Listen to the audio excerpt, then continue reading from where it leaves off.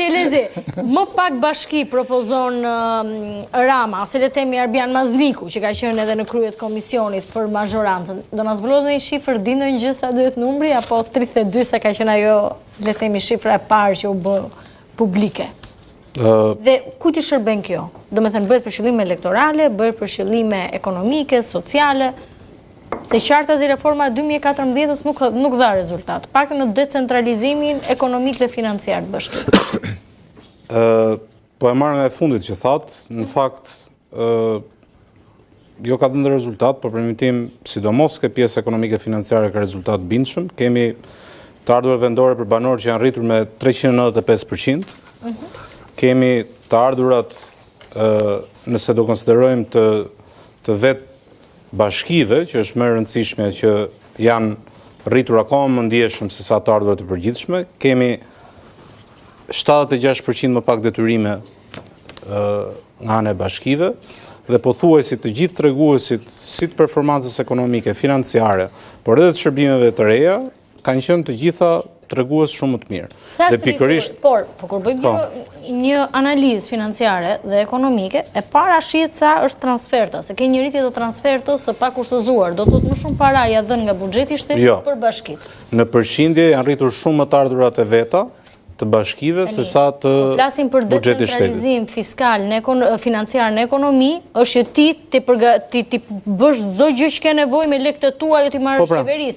Nëse qeveria nga 100 lekë të ka dhënë 110 lekë, po këto 110 lekë janë më pak se ato që ka mbledhur vetë ti, prap ti nuk e ke bërë punën tënde. Më kupton, domethënë, sepse edhe ajo shlyerje e borxheve të ka ndodhur sepse në fund vitit kur është bërë me akt normativ, rishikimi i buxhetit ka dhënë sa para dhe ti ke shly borxhet. 60% e ka qeveria borxhin e bashkive, shumë mirë. Kështu që, do me thënë, duhet parë lexuar shifra drejt, sepse në 100 lekë, në përpushtetin vendor 85 lekë ke paga dhe shpenzime operative, vetëm 15 lekë ke investim për qytetarët, në shërbime dhe në përmirësim. Në rastet më të mirë. Të ardhurat e veta bashkiti kanë rritur me 228%. Të ardhurat e veta, shpenzimet vendore janë rritur me 172%. Të ardhurat e veta mund të rriten edhe nga niveli taksave që bën bashkim nga Këshilli Bashkiak që kanë plus minus 30%, po thuaj se të gjitha i kanë rritur taksat, nuk ka ulur. Duke filluar nga Tirana, po të gjitha. Cilat taksat janë rritur? Taksat në pushtet vendor? Cilat taksat janë rritur?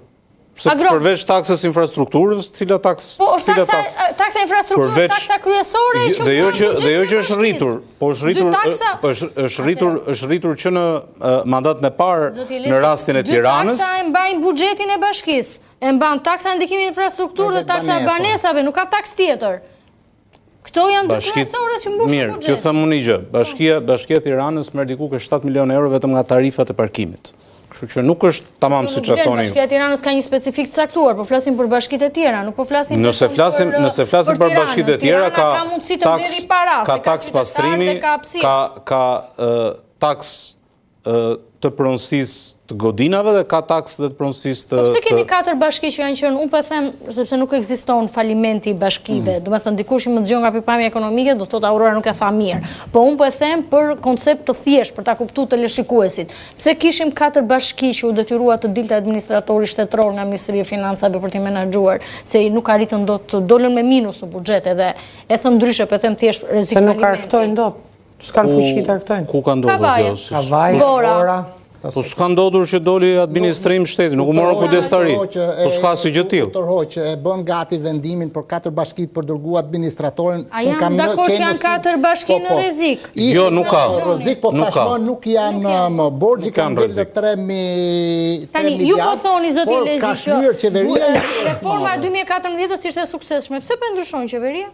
Sepse do thelloj reformën e 2014 pikërisht se ishte e suksesshme, duke çuar në një hap të dytë që të konsolidoj reformën e 2014. Pra ne na tregon numri i bashkive dhe për thjesht elementin bazik të ekonomisë që është ekonomia shkallës, në ofrimin e një shërbimi ul kostot. Dhe ne na tregon në çdo lloj treguesi që madhësia e bashkisë është një tregues shumë i qartë për sa i përket ofrimit të shërbimeve, si në terma cilësie, si në terma numër shërbimesh. Agronal Xhemali, shkurtimisht, funksionoi reforma 2014 dhe pse po shkurtohet numri i bashkive? Është për efekt fiskal dhe financiar apo është për efekt elektoral?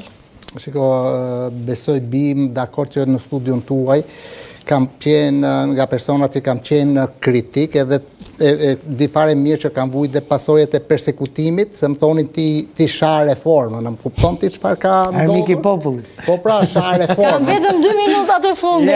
Për shartis shan, mund ta kritikosh reformën sa dush. Kujton në studion tuaj që thoja Rama do t'i shkurtoj bashkit, ti e bën për diversion, Ramës do t'i shkurtoj ja ku erdhëm. Eficienca ekonomike dhe ekonomia shkallës nuk ka ndodhur. Marrim shpenzimet administrative, 373 njësi qeverisjes vendore, vërtet shpenzonin kështu numerikisht atë buxhetin më të vogël se aq ishte. Por shpenzimet administrative i kishin, ose trupa atyre ishte rreth sipas Ministrisë Kishe më pak të punësuar, thuhet thjesht për njerëzit. 21.500 solli informacion. Po kishe shumë më pak shërbime, 1/3. Dhe shërbime. Dhe kjo vlen, ka marrë pjesë Do e shërbim, zjarr fikse. Do ta them. Sot kemi 21.500. Dy fishuar. O dy fishuar objektivi, 21.500. 39.000 është. Jo, mëse kam informacionin nga Ministria e Financave që më solli në komision. E ka sjell informacionin e saktë, po dhe 21.500. Se James është publika i stati. Nuk bëj gabime, ti e di që nuk jem ato njerëz që shifra gabim, por nuk bëj propagandë. Është dy fishuar. Në raport me produktivitetin e shërbimeve, nga 12 vite askush nuk më bind që sasia e ujit, pastrimi i qytetit, ndriçimi, gjelbrimi, kanalet vadice, mbrojtja apo shërbimet tjera, duhet ishin dy fish i këtij sasie dhe cilësie në raport me buxhetin. Ne kemi raportuar bashkë që në 100 lek të shkoj tek buxheti, varësia buxhetit 45% i siguroi qeveria vet, pjesën i sigurojnë bashkit, pjesën tjetër e siguron qeveria. Në qoftë se përjashtojmë Tiranën, pjesa tjetër janë gjitha të varur. Ashtu, edhe e mbyll. Jo, s'është vërtet, është shimare e para, është kavaja për para, pastaj ke Kamzën që është me autonomi financiare, Saranda me autonomi financiare, është Vora me autonomi financiare, është Durrësi, po tash unë po të numëroj, nga ishte 0, të gjitha bashkitë që varur nga transferta, sot kemi 10 bashkitë pa varur nga transferta. Atët Kamzës do t'ja japim New Yorkut, se kanë nevojë ata në Amerikë për aktifin, po. Ideja ashtu. Vetë për qëllime elektorale apo financiare? Nuk ka qëllime, për mendimin tim nuk ka qëllime elektorale. Unë jam kundër pjesës që të zvoglimit bashkive, unë biles jam me një... Të zmadhimit apo të zvoglimit? Më falë, të zmadhimit bashkëndjes.